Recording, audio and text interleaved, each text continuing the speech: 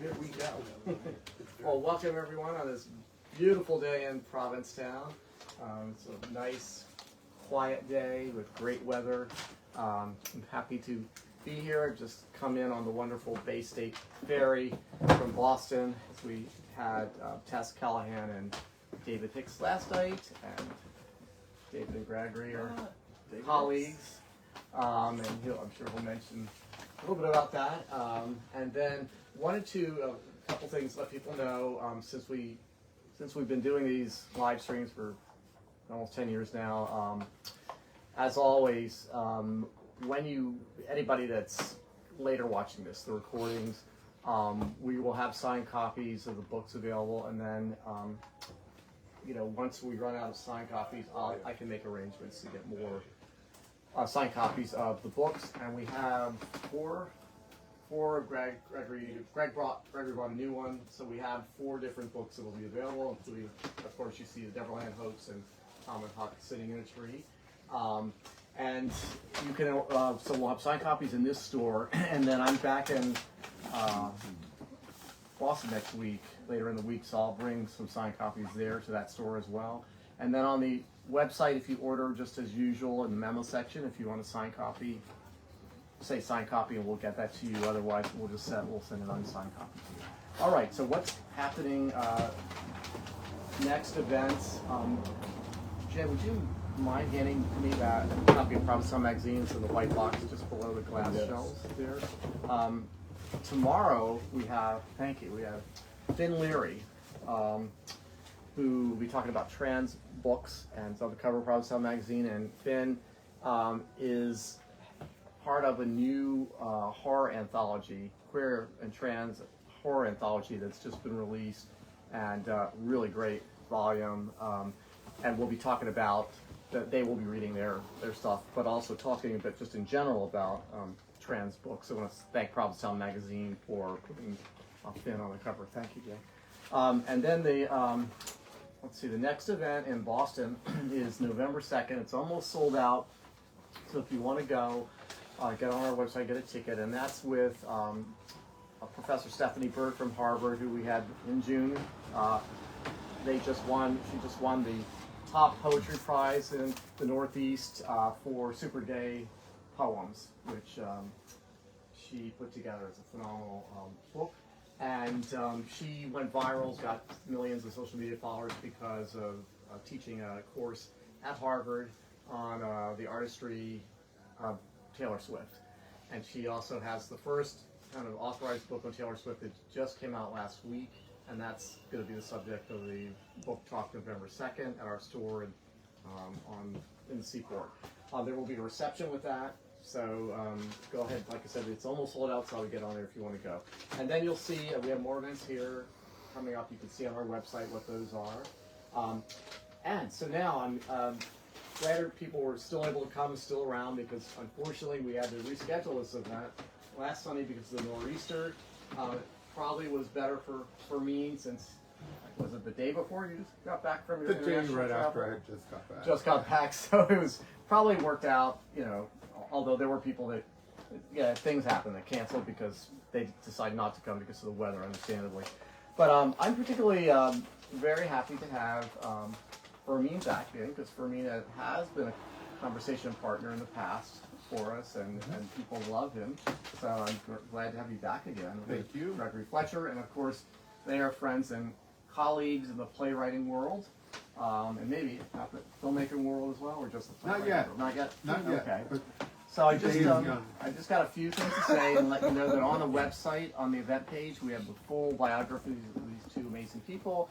I didn't get the full updated one from Fermin, so I had to fish around to get some things on there, including your website. So I'll do your website. Start with the FBI. Right. So we are here, of course. This is for Gregory Fletcher, Tom and Huck Sitting in a Tree, an American gay rom-com novella, and others, in conversation with filmmaker and playwright Fermin Rojas. Fermin, who just had last year a big success with Liberty Talks, and did I get that right? Liberty Talks, yes. Okay, great. Thank you. Which I was honored to be able to see it. last year when it was playing, and it's really good. So when you have an opportunity to see it again, when it's out again, you need to go and see this play. Fermin and I've known a long time. We've known each other a long time and worked together on the Ash Christian Film Foundation board, and have worked together for a long time with the film festival. And of course, he's a part of the producing team that produced that phenomenal documentary on Rojas. There are things to do. And we have in the store over there the book that came out recently. Was that her sister? It's her new book, and it was edited and published by her sister and one of her former partners. That's Amy. Amy, yes. And it's out now, and it's more of the writings of Reva Shiner, which we could use all the more of nowadays. It's a brilliant book. I highly recommend it. They were just here a couple of weeks ago. Yeah, the library festival. It turned out her sister was not able to come, but Amy spoke, right. And it was great. So we do. We have signed copies, but only they're signed by Amy, the co-editor, only because her sister, She's sister, was unable to come. So, but okay. So, just briefly, I only want to mention one thing. A quote that Charles Busch gave about Tom and Huck. Or just Tom and Huck. He said, in my youth, when I searched all the best bedtime literature for an inkling of queerdom, I would have loved to have cozied up to Tom and Huck Sitting in a Tree. Even half-brother Sid, I would have rooted with joyful, queer admiration. Highly recommended for your nightstand. That's Charles Busch for that. And Gregory is, his plays have had 12 productions, Off-Off-Broadway, many of which are featured in his collection of Playwright's dozen, 13 short plays, which we also have here if people are interested in that. Published materials include 5 essays, 2 short stories, 2 young adult novels, 2 novellas, and a craft book on playwriting. Awards, many awards, including the Mark Twain Prize for Comic Playwriting and the Gary Garrison National 10-Minute Play Award from the Kennedy Center American College Theater Festival. He was a playwright grantee at the Sundance Theatre Lab and a finalist for the New York IT Awards, the Heideman Award, and the Reva Shiner Comedy Award. As a professor, he's taught various theater and creative writing courses at a few universities. As a stage manager, he's worked on 17 off-Broadway productions and more regionally, and the national tour of Edward Albee's 3 Tall Women, which is impressive. And currently, as he says, currently and happily, he's stage managing the Jack of Hearts Club at Provincetown Theater, which I think you said goes through November 2nd. So you can, I know a lot of the nights have been selling out, but I think all sold out. It's all sold out, so I guess we won't say you can get tickets then. Yeah. You gotta get subscribe to their season. Yeah, right. That's another good reason to kind of become a season subscriber. For me, Rojas is accomplished in so many ways, in so many different levels. He is a multifaceted artist known for his work as a filmmaker, as a producer, as a playwright, as an actor. He was born in Havana, Cuba, and he moved to the United States at a young age and has since become a prominent figure in the documentary film industry. He co-founded DKR Films, a production company that specializes in socially conscious documentaries, and he works on that with his lovely husband, Jay Kubish. And he's still working with Bruce? Yes, Bruce. of course. Bruce Donnelly. Bruce Donnelly, who's in Miami. He's another part of DKR. Donnelly, Kubish, Rojas. We weren't very imaginative. Well, as we just mentioned, his documentaries include There Are Things to Do, which profiles LGBTQ plus activist Reva Shiner, and I never get this right. Alumbrones. Thank you, dear. A feature documentary about Cuban artists. He's also produced Cuba's first gay men's singing ensemble, Mano a Mano, and has authored numerous plays and books for the stage. Rojas's work often addresses social issues and cultural themes, reflecting his deep connection to his heritage and the communities he represents. It is indeed an honor to have both of these individuals here today with us. Thank you so much. Thank you very much. Well, I was going to introduce Greg, but Jeff stole my opening monologue of his many accomplishments, and I'm delighted to be here with you today. And first of all, thank you so much to East End Books, to Jeff, to all of you here in person, and those joining remotely. If you want to come in for the book reading, you're welcome to. Oh, Okay. okay. I'm kind of timed in, so I'm enjoying and appreciating the All right. possibility of being liminal. Okay, great. Anyway, so it's a joy. I count you as a friend. We've also collaborated. You were stage manager for my play last year, and since then you've been my dramaturg on several of my short plays. For those of you who don't know what a dramaturg is, that is the person who makes the writer's life impossible and also makes their work a lot better. The books, I mean, Jeff gave away a little bit of the context of these books. And basically, Tom and Huck Sitting in a Tree and the Never Land Hoax are, is it fair to say, LGBTQ interpretations or reimaginings of the classic novels Huckleberry Finn and Peter Pan? I think reimagining is a good word. Yeah? Yeah. And so, you want to give us a little context about the books? Like, what prompted you? There was a beautiful quote from Charles Busch saying that, you know, he went looking for, you know, childhood literature and stories that represented his feelings or, you know, that where he saw himself reflected in the common society. Is that, what prompted you to delve into this particular road with the writing? Well, you know, my dad was an avid reader, and Can't he block passed the that door. on to Can't to block us. the door. Just And put it aside. I never found any books that had any queerdom in it, and I was always looking for in any sign, any reference, and couldn't find it. As a matter of fact, I used to think that homosexuality started in the 1960s with hippies, because I thought, well, it has to be a new thing. It can't be old. I had no idea it's been around forever. And so I decided to create a series called Inclusive Bedtime Stories so that it could sort of answer young boys, you know, what I was looking for. Although it is for, it could be young adults, it could be adults. It's not necessarily children's. And as a matter of fact, some of them maybe get a little too sexy, but there's no gratuitous, you know, language or sex or anything that would offend anyone. They're still very innocent.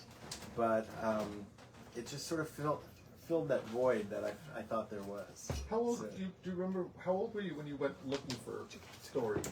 Like, I mean, when were you aware of that? I mean, probably early teens. Oh, okay. Microphone? Because of the passing cars and leaving the Oh, doors open. okay. And you turn.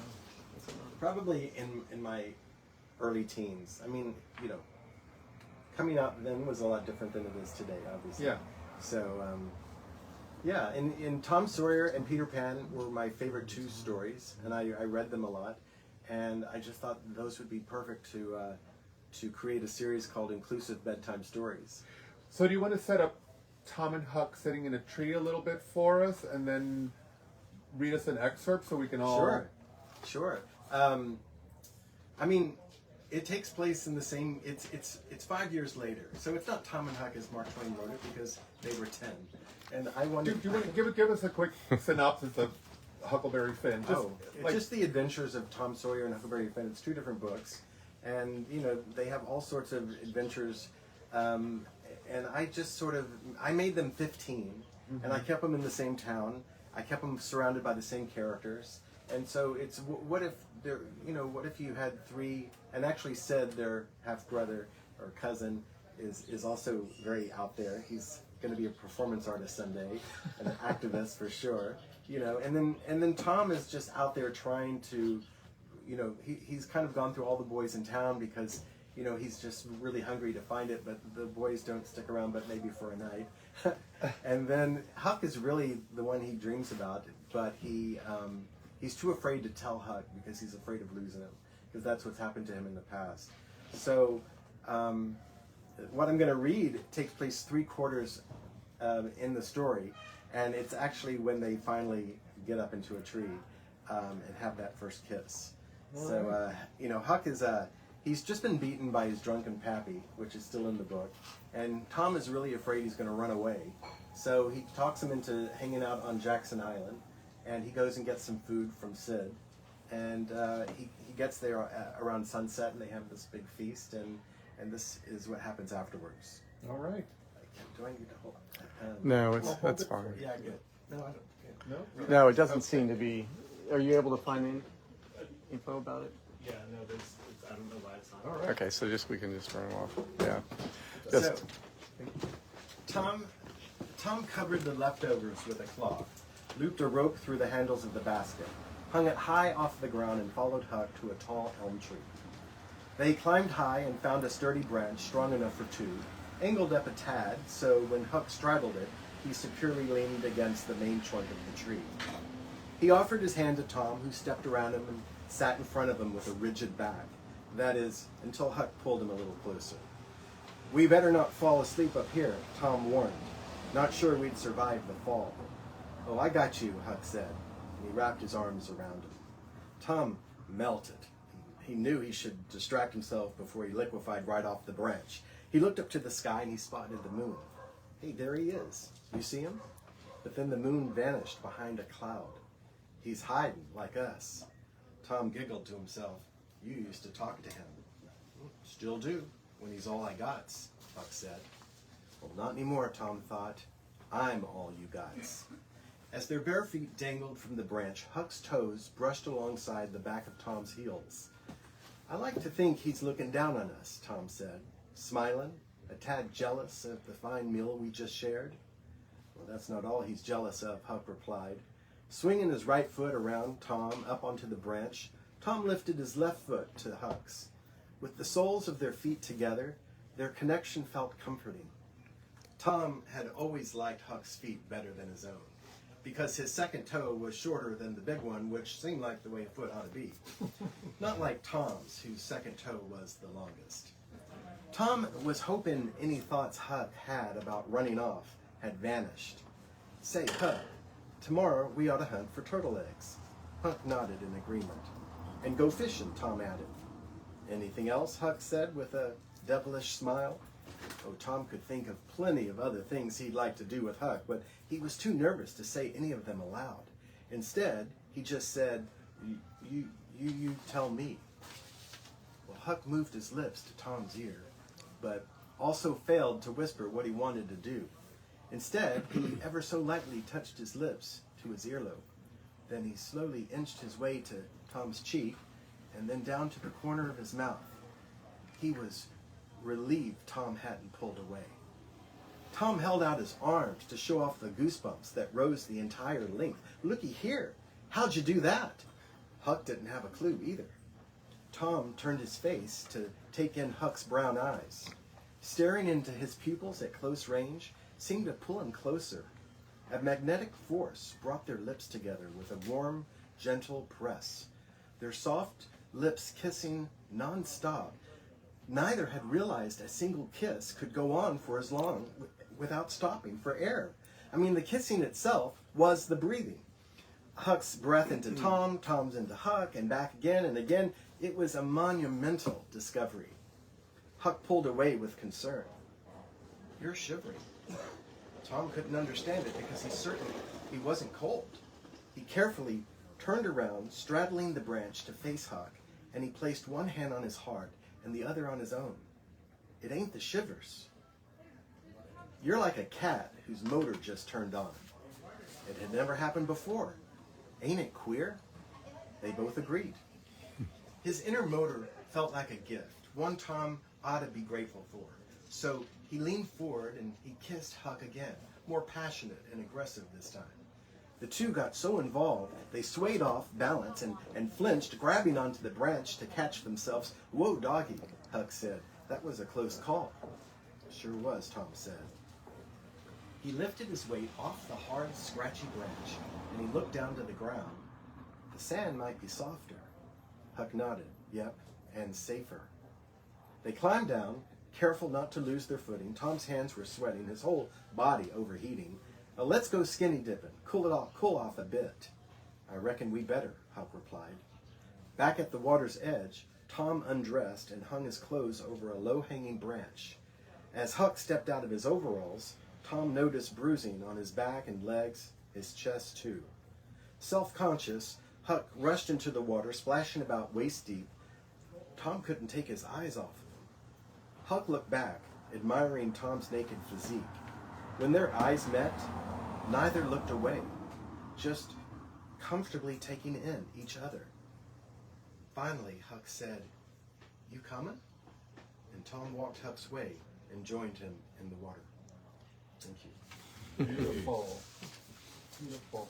I'm struck by the way that you finally walk the line between something that could feel erotic, but it doesn't feel erotic to me. It feels so loving. Was that a concern of yours as you were writing it? How do you view that scene? I mean, I value the innocence of it, and I think sometimes I'm a little personally naive and innocent, or at least I pretend to be. That's what I tell a lot of friends. Yeah, it's not that innocent. So a lot of my stuff feels a little bit like full of innocence and white light and kind of, yeah. I think there's enough of the other stuff for later in other books, so I felt like, and also I kind of felt like the book should be for everybody, because it could be for teenage kids, but it also could be for everyone all the way up the ladder. Right. So that was my intention. I gotta put you on the spot. Uh-oh. Any personal events that are woven in there to a degree? Of my own personal life? Yes. I don't really, I mean, I grew up in Dallas, Texas, with New Yorker parents, so, I mean, it was a very different, no, I can't. Feelings. I mean, I guess in a way, Tom goes through a lot of the boys in the town because he can't, he wants to see someone more than once. And I guess in a way, when you're growing up and you're not out and you're surrounded by a lot of straight guys, then, they fool around when you have sleepovers, but it only goes for one night. Oh my God, this is online. Well, you're not saying this happened to you. You're saying this. I think he is. Yeah, so I guess in a way, you're feeling like you're the only one. You don't really have a community yet. So it took me a while, I think. When I was young, I thought three things meant you were gay. You were either like a leather man, like you would see with the village people, or you would be a mama's boy, and or you were like a man who wore a dress and were very femme.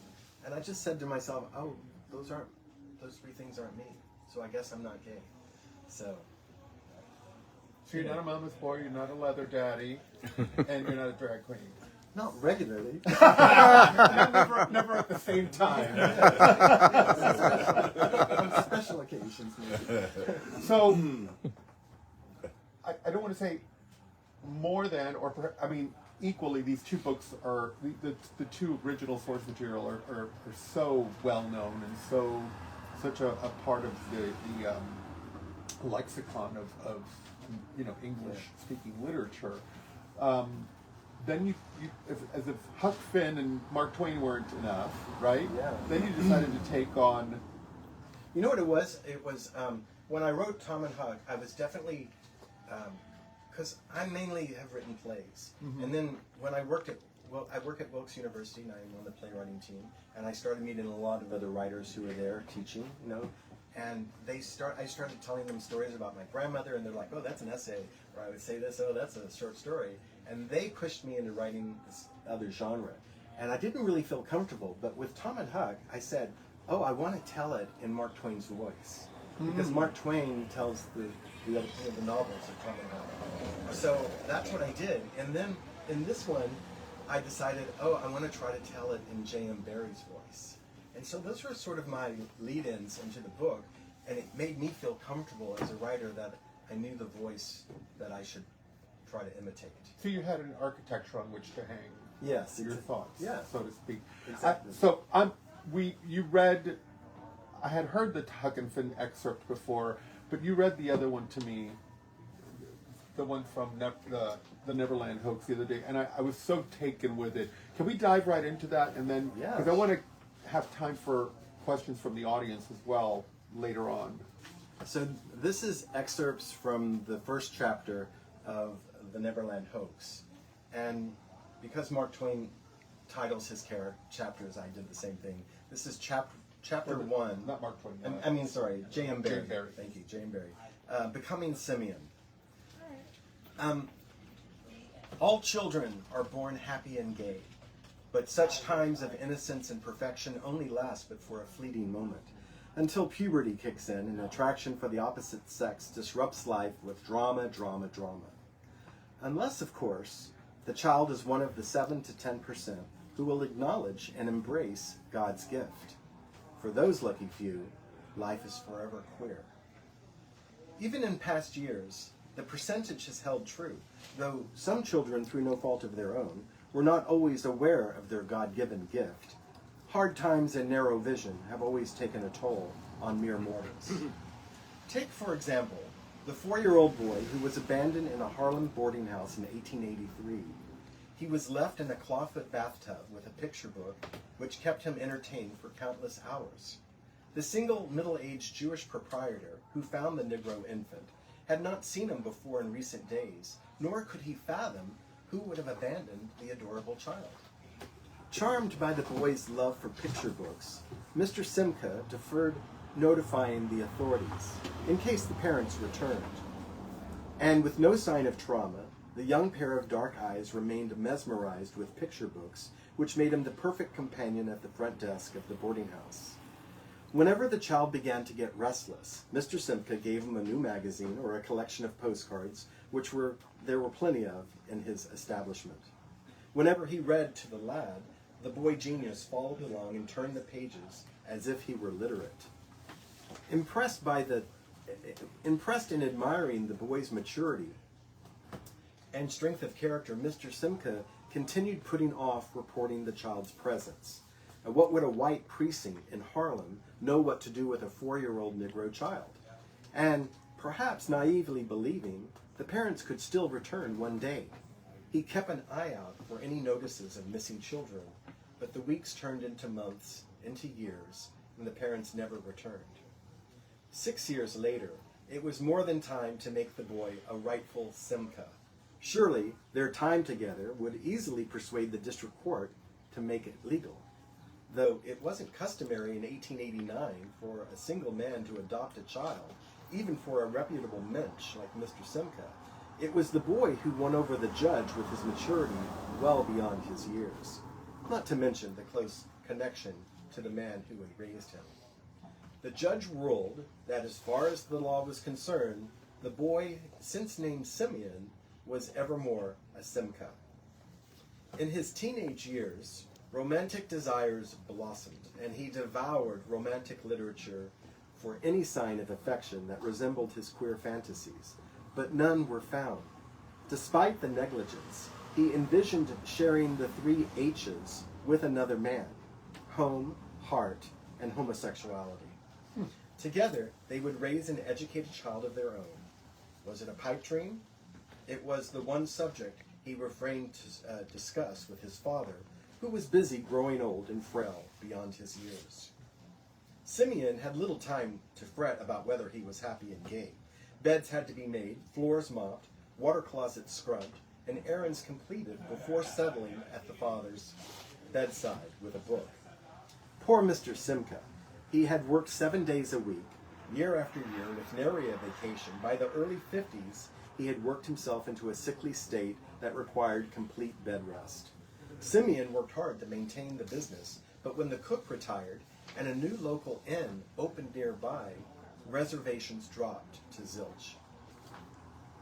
Simeon could hardly compete with modern establishments when his father was dying. By the time Mr. Simca died peacefully in his sleep, grief felt so heavy on Simeon's heart, he wasn't sure how he could move on. What was he to do with his life? Yes, the 3 H's, absolutely, which felt more vital than ever, but they weren't so easily accomplished in 1904. Simeon was 25 years old when he solely inherited the business and the 4-story building in which it was housed. As grateful as he was, the 3 floors of the boarding house had deteriorated from years of wear and tear. The only money coming in was from the rent of the bathhouse, which occupied the street level and basement. If Simeon didn't act quickly, he could lose the livelihood that his father had left him. Renovations were crucial. Only then could Simeon be able to attract new guests and prosperous future. Though for what, he worried, to remain single, childless, alone? If being happy and gay was truly a gift from God, he realized he needed a partner. Simeon advertised for the open position of a cook. Knowing how much time running the place demanded, he hoped to find a chef who could also double as a happy and gay partner. He dismissed dozens of applicants who already had families and established lives of their own. Just when he questioned whether his hopes and dreams were too naive, a contender arrived in person to apply for the job. The former stagehand, named Sterling, cooked and could fulfill handyman repairs. He even cut hair and came with his own barber chair. And his looks were quite agreeable, very mixed race, androgynous, and climbable. Simeon offered him the job on the spot. When they shook hands, both held each other's grasp longer than the typical handshake. From the pumping of each other's hands, smiles grew from ear to ear, with cheeks blushing and eyes sparkling. There were 2 employee bedrooms behind the kitchen, but Mr. Simca's windowless room had a lifetime of possessions, stacked high, and his scent weighed heavily on his things, as well as Simeon's heart. Perhaps we could share the second bedroom, Sterling suggested. Simeon's stomach quivered as he suppressed the desire to scream, "Yes, yes, yes." He showed Sterling the room, but it was only big enough for a single bed, a chest of drawers, and an armoire. "Oh dear," Sterling muttered, one on top of the other. Simeon's jaw dropped. "Yes, please. I mean," oh, he meant exactly what he said. "Bunk beds," Sterling said with a more naughty. "I could build them in no time." His eyebrows lifted, waiting for a response. "Yes, of course. Great idea," Simeon said with too much enthusiasm. But then, as calmly as possible, he added, "But only if I can be on the bottom." Sterling smiled. There was no hope in suppressing it. He was happy with either top or bottom. Together, happy and gay, they complemented each other in their strengths and contributions as they planned the renovations for each floor. Since Simeon was the owner of the building with a long-standing business, he applied in writing for a business loan at a downtown bank. A speedy approval arrived within days. To finalize the transaction, he took the elevated train down to the Wall Street district to show proof of his identification, ownership, and to sign the appropriate papers. Dressed in his Sunday best, Simeon arrived at the downtown bank and introduced himself to the bank's loan officer. Far from a warm professional welcome, Mr. Darling sneered and looked upon him with disapproving eyes. Even when Simeon presented the pre-approved application, Mr. Darling grabbed the papers, tore them to pieces, muttering something about an imprudent mistake, and without any explanation, a hand signal summoned bank security, who abruptly escorted Simeon out of the building and dropped him hard to the curb. His adrenaline pumped for revenge. Waiting till the end of the workday, Simeon stalked Mr. Darling all the way to his Victorian home in Flatbush, Brooklyn, an upper-middle-class neighborhood with charming houses one after the other. Within an hour, Mr. Darling and his wife were whisked off in a hired horse and carriage. The Darling household remained dark until their return a few hours later. It was the same each following evening. Determined to get the money for the renovations, Simeon proposed to Sterling that they burglarize the Darling household. Neither had a criminal background, but both agreed that the one-night crime spree seemed fitting in response to Mr. Darling's racism and injustice. Sterling made plans to borrow a horse and covered wagon for the following night. When Mr. and Mrs. Darling left their household, Simeon would break inside through the basement window in the back. He'd fill several burlap bags with as many valuables as possible, and shortly thereafter, Sterling would arrive with a covered wagon. Such a plan was bound to change their lives forever. Indeed, neither realized how much of a change was heading their way. Yes, very nice. And of course, it's Wendy, Michael, and John, right? So they're the Darling kids. Their father's the banker. So this was almost a prequel into Peter Pan, showing, you know, because he can't break into the basement because Nana, the dog, is tied up there. So he has to go in through the attic, and that's where he finds Wendy, Michael, and John, though they're very different than what we expect them to be. And not You know. to give it away, but eventually they all Well, follow him. The children, it's a very dysfunctional home. Yes. And I show that, and so the children insist on leaving with Peter. They think he's Peter because the children spend their evenings creating the story of Neverland and all the adventures that happen there. And so they dream of a man named Peter who is the boy who would never grow up. And so when Simeon comes in to rob them, they assume he's Peter. Fabulous. And they call him Peter. Um, But Wendy is Butch. Butch. Wendy's Butch. John is definitely a gay guy, and John is the little boy. Michael actually is definitely going to be non-binary and trans in his life. So the three they create a family, and it's all about chosen family and the power and love of chosen family. Well, I'm not surprised to hear that that's the depth with which you mine the rest of the story, because even in the excerpt that we just heard, there's so much to unpack there. There's, adoption, interracial relationships, discrimination, intergenerational wealth, so many of so many issues that are so pronounced nowadays as we examine more and more of our own history as a country and as a society. Was that ever? I mean, you approach these things and you have them in a dialogue in a setting that's so disarming, yet it's so clear of the inequities that drive him to think about theft in the first place. Did you think of any of these things, or do you think you just I think channeled the zeitgeist? I just kind of write the world that I want to live in, and I write about I had great parents, so don't get me wrong, and they were avid theater goers, and I owe them so much. But I always felt like, my brother used to tease me that I was adopted, and I believed him because I didn't feel like I had anything in common with my older brother, my younger sister, and except for my parents who loved to go to the theater, I always felt like an outsider, and I felt like an outsider with my friends throughout elementary school, and so in a way, I guess I'm writing about that connection. And these three kids in my book, they don't want to be anything like their parents. They don't. Wendy does not want to comb her hair out 100 times like her mother wants her to, and wear the ribbons, and then she just wants to be her. And the same thing, the little boy is questioning all sorts of things about, I don't know, it's just sort of what's in my head and what's in life and how I want to live. So clearly, you have to construct these characters in a pretty. How do you go about constructing a character? And we've mentioned that you are also a playwright.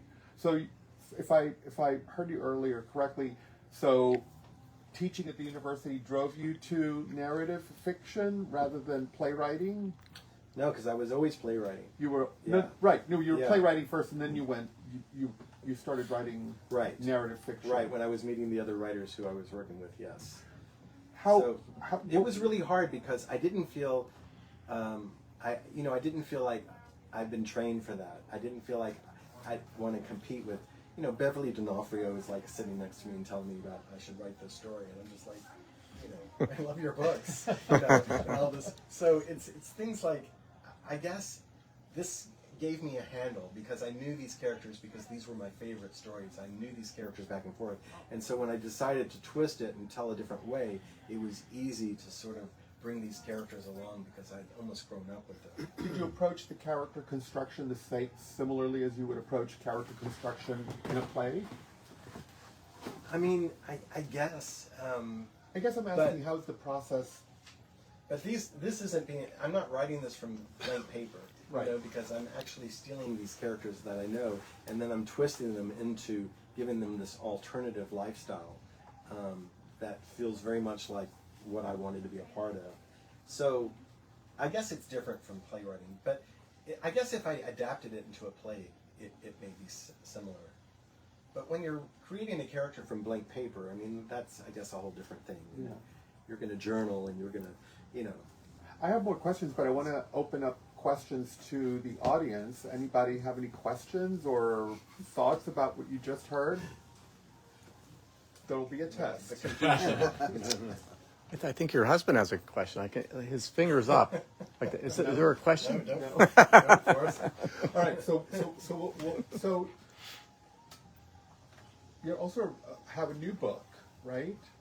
Which is not your first book about playwriting, and it's specifically about the 10-minute play structure. No, it's just a collection of my short plays. Of your short plays. So I have this craft book called Shorts and Briefs, and that's more of a textbook. That's more of the first half is short plays, 9 of them, and the second half are the brief principles I think about when I do playwriting. And so then I've written more short plays since then, so I decided to have a collection of all of them called Playwright's Dozen, 13 short plays. And those are just the short plays. And that is available for purchase as well? Of course! And those have been written starting, 2002 all the way up to, 2024. My latest Do you like one. the short play format? I found it I love it. And I don't know that I want to write anymore because I have 13 and that's enough. It's never enough 10-minute play. But I do like it. I like being able to pare it down to really the essential words. And, with a short play, it all starts almost immediately, and it kind of ends right after a climax. And so it is kind of an easier... I'm going to brag on you for a minute. There's a play of yours that I love called Stairway to Heaven. And what was notable, we have somebody in the audience who bestowed that play with a particular honor. You want to tell us about that? The great Gary Garrison, who's here. He was the award has been named after Gary. I think a couple of years after I was there, but at the time he was a regional judge, and I was in grad school, and I had this play out there, and he pushed it to finals. And then when I won, he turned around and produced it in New York. So he's a very important person in my life. I adore him. And again, it's such another one of those plays. It's just a brother and a sister having a conversation on in a stairwell in their home. They're getting ready to go to their father's funeral, and again, it's one of these very intimate, disarming stories with two very intoxicating characters. Really, they just feel familiar from the minute you hear them, and yet you're talking about so many things about transition to a one-parent household, of the angst of being a teenager in that play, the loss of a parent. It's where does your inspiration come from? Like that play in particular, what was the spark for that? I mean, you're going to think this is crazy, but because every single play I've written has a different spark. But for Stairway to Heaven, I was in this writer's group, and they stupidly said, let's everybody write a 10-minute play that takes place in a different room in the house. And so they went around the circle, and it was at the last, and everyone had chosen almost every room in the house. And I was like, what's left? And I said, a stairwell? And they're like, yeah. So I picked a stairwell and had to come up with a short play that took place in the stairwell. And of course, the idea was stupid because they thought we're going to produce this. And I'm like, oh, so now you're going to produce every room in the house on stage? So it never got done. But I fortunately got a play out of it. So. And what are you working on now? What's next? You teach, right? I teach, but for a little bit more. I think 2 more years, and then I'll sort of retire. I'm finishing a novel, that I started during COVID, and I'm rewriting that whole thing because it was written in first person, and now I'm changing to third person. And that is about. And it's sort of about what if you knew the year you were going to die? How would that change your life? And it takes place in my neighborhood in New York, and with these really great characters, and these 2 people who you wouldn't think would be friends become friends, and their lives blossom, and this question happens. And so I'm rewriting that, but I also have a new idea for a play that I want to work on, and I'm applying for different retreats and residencies, and I'm hoping to get one of those started soon too. Terrific. Yeah. And you're stage managing. You're an equity stage manager. I'm an equity stage. How long have you been doing that? Since your Since the Ice Age? Since your ID only had 5 numbers, I have 6 numbers now. That's a while back, But, huh? that's how I paid my bills. Because as a writer, we don't make a lot of money. So I mean, I needed health insurance. I needed to pay my bills, and it was a gift from God. And I really do feel like when things come into your life, you can't ignore it. And at the time, I just graduated from Columbia. I was 26 years old. I looked 14. And I was trying to get work as a director, and nobody was hiring me except to be their assistant. And so I was happily working with Adrian Hall. And every other minute, I would be saying, "Oh, can I direct something in the basement?" And he'd be like, how do I explain to the board that I hired a child to direct this play? And then one time I called him Sounds again. like the relationship between Mr. Simca and Simeon, right? But then he finally said to me, "Oh, darling, I can't talk to you right now. I just lost a stage manager." And he paused, and I thought to myself, he's going to ask me to stage manage. And he goes, "Do you stage manage?" And of course you say yes, I said, right? yes. You always say I yes. said, "I'm not in the union." He goes, "I'll take care of that." And he literally gave me my equity card. It gave me my first 2 jobs as a stage manager. I came back to New York. I went through my mail. There was my first loan check for going to grad school that was due. And I thought, well, I should probably work doing stage management and pay my bills. And so it's been a gift. And you get to work with a lot of playwrights. You get to work with a lot of directors and designers and actors. And so, it's been a gift. I've loved it. And I like variety. My life, I like to have variety in my life. So it's been great variety. You always you have as your friend. One of the things I admire about you is that you're very practical in the sense that, when we're talking about plays and productions, right? You always call it like you see it, but there's also a very childlike quality about you. This very, optimism, and I mean a great optimism and outlook on life. And you mentioned God a couple of times in your comments. Is that something that imbues your writing? Do you have a faith? Do you? I think I was, okay, so it's complicated because my mom wasn't raised with any religion because her parents were Jewish, and back in the World War II, a lot of Jews were in the closet, so she wasn't raised with any religion. And my dad was raised Catholic, and he didn't want to be raised Catholic, so when they got to Dallas, the first people they met were United Methodist people. So we went to church, and I grew up with, with that Christian faith. But I connect a lot to Judaism, and I connect a lot to spirituality. And so, I think when I think of God, I think of the Maker, or I think of love, or I just think of the white light that we don't all, So it's not always Jesus, Jesus, Jesus. Right. I'll close out. Anybody thought of any questions? Yes. Gary?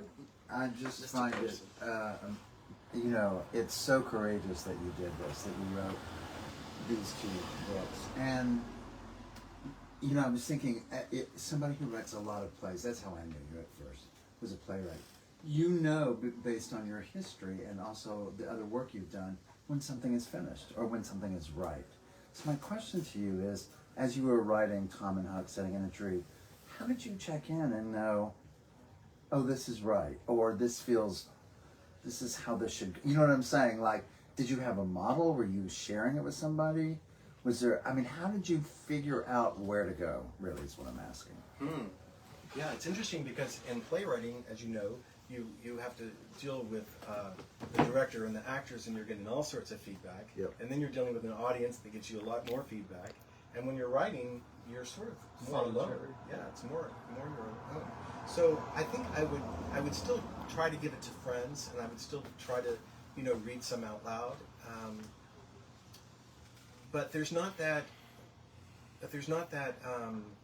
definite. I can tell you, a lot of people will read from their book, and I was trying to get it down. As I was doing this stuff, I was making changes. I'm like, how do I make changes? Well, it's kind of published, but I don't know. So I don't know, kind of like Tennessee Williams never stopped writing. In a way, I've definitely found some improvements that I would somehow. So I don't know. I think it's an ever-going process. I think once it's published, that kind of should be the point where you stop working on it. Yes. And go to new things, because I think working on new things is always important instead of just staying on it. You know, this sort of represents my time at this time, you know, but what's new? But it's hard, isn't it? It's hard because they do feel like children to you, and they do feel like you're, you know, with the way we get to birth babies. I was interviewing a very, very, very famous painter in Havana one time in Cuba, and he was in his late 70s at that point, but he still had a big reputation for being a womanizer. And I said, well, and he does enormous canvases. I said, how do you know when you're finished? And he looked at me, I mean, dead in the eye. He goes, you know, it's like a mistress. When you can't stand to look at her anymore, you know you're done. I was like, really misogynist, but I could see them. It sounded very Cuban to me. So I'm going to this last question. So either when somebody sees your plays or reads your plays or reads one of your novels, what do you hope they come away with? I like. That's a great question, but I know. I know. I like making people laugh. I like making people see things in an innocent way. I like white light. So for me to be able to share that with people is almost enough. You know, I have some Texas friends who have read some of the books, and they're like, "Well, that was really interesting." And I thought, oh, I can live with that. That's a great comment. You thought it was interesting because it's something they wouldn't have picked up on their own. You know, I have a couple, you know, YA novels that people have read, and they said I don't usually read this genre, but that really made me think, or really made me laugh. And that sort of felt like enough too. Yeah. So it's just that kind of sharing. Well, thank you so much for Thank for you. you know, having a talk today. It's Yes. nice to be with a friend and a colleague and Absolutely. a brilliant writer. And so if anybody wants books, they can look on the website for East End Books. The book that is the new book. How would they order that, Jeff? Well, Greg's leaving some copies here, and then it should be on the website. The same publisher or different publisher? It should be on our website as well. Oh yeah, totally. On Yeah, so it'll be Amazon and, yeah. well, not Amazon. Bad book. You don't want to say that in an independent bookstore. Okay. But these two are available through the bookstore. And all of them. All of them. All of them, yeah. All of them are available. Yeah, they're all on our website. You can get them if you're ordering. But they're also in this store in Provincetown, and we'll have some copies in Boston soon. Cool. Fabulous. Thank you. And Thanks. thank For you being to our, online. to our audience online. Yeah, hi, David. Keep buying books from East End Books and keep reading and come to the theater. I guess David's going to have to do some Support. planning now that you mentioned in a couple of years you're going to be retiring. I haven't told them, so it's not a surprise. Oh, you have told him. Good. All right, 20 years is enough. Yeah. Thank you, everybody. Thank you. Thank you very much.